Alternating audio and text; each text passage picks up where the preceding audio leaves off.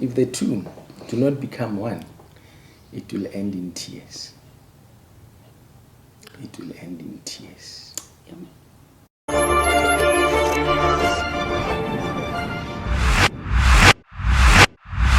Two becoming one, it's a beautiful thing, and it doesn't just happen. The two can become one when people talk, when they say, I don't like this, I like that. When you do this thing, it makes me feel this way. You know, when I see this thing, I feel like I'm not adding value, I feel like I'm not important. So it's important that you talk. And assist each other to say, but when now you have a weakness of doing 1, 2, 3, 4, and if you're not going to work at it, it's going to harm you and it's going to harm our relationship.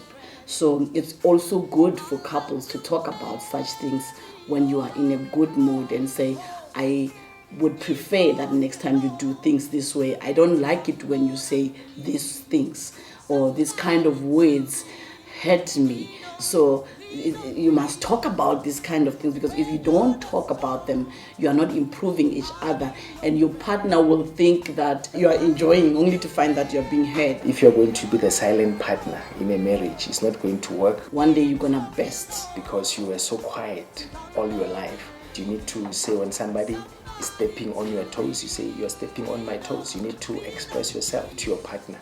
You can't be quiet. You need to open up and say, I like this, I don't like that. Let's do it this way, let's not do it that way. Folks, just remember that a joke which is hurtful, it's not a joke at all. So you can't say, but it was a joke, I was joking, if you're hurting the other person. So you can't have a laugh at the expense of your partner. You can have a laugh at your own expense, that's okay, but you have to protect your spouse and not laugh at their expense. It's something that we learn each day as we submit one to another and see the beauty in him. I see the beauty in him, he sees the beauty in me.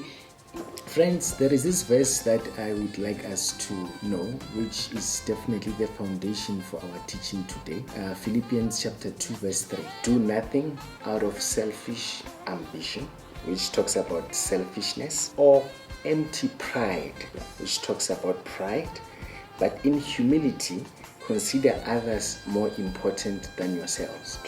So in marriage, we can never be successful until we put aside selfishness and we put aside pride.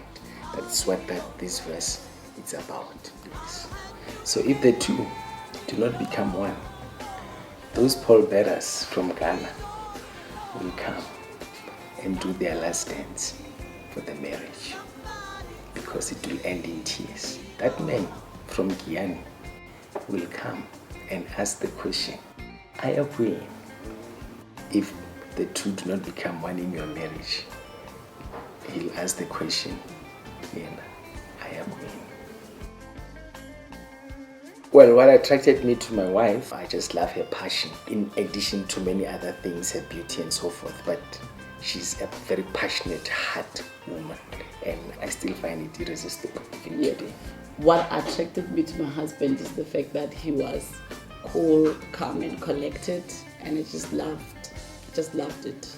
When we have conflict, the things that we love about each other are the things that frustrate us. You can see our differences even when we are shooting photos. Like my husband just likes to stand, and then I would love to do a hand or do something, and he always say, put your hand down. Yes. And I'm like, yeah, but the funny thing is, when we arrive home and I look at the pictures, I realize that the better pictures are when she was acting out and so posing and so forth, and you know, I just had the same face everywhere, and they're pouring pictures, so it helps to, you know, to allow her liveliness, her passion to come out, to shine, because it makes me a better person.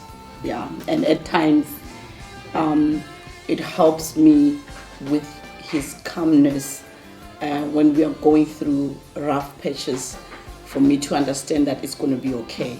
His calmness helped me to say, I need to be calm and understand that what we are going through, it's a process, and we will get through it.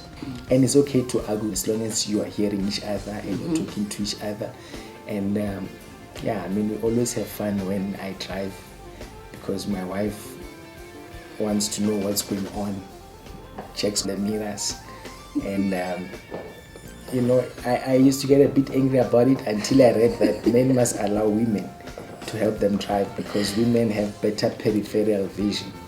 So now I let her see and check things out. Then I say, okay, are you happy? Is it fine? Is it safe?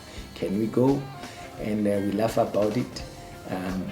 But that there were times that it was really something that I think I'm driving. Why are you checking the mirrors and every other thing when I'm driving?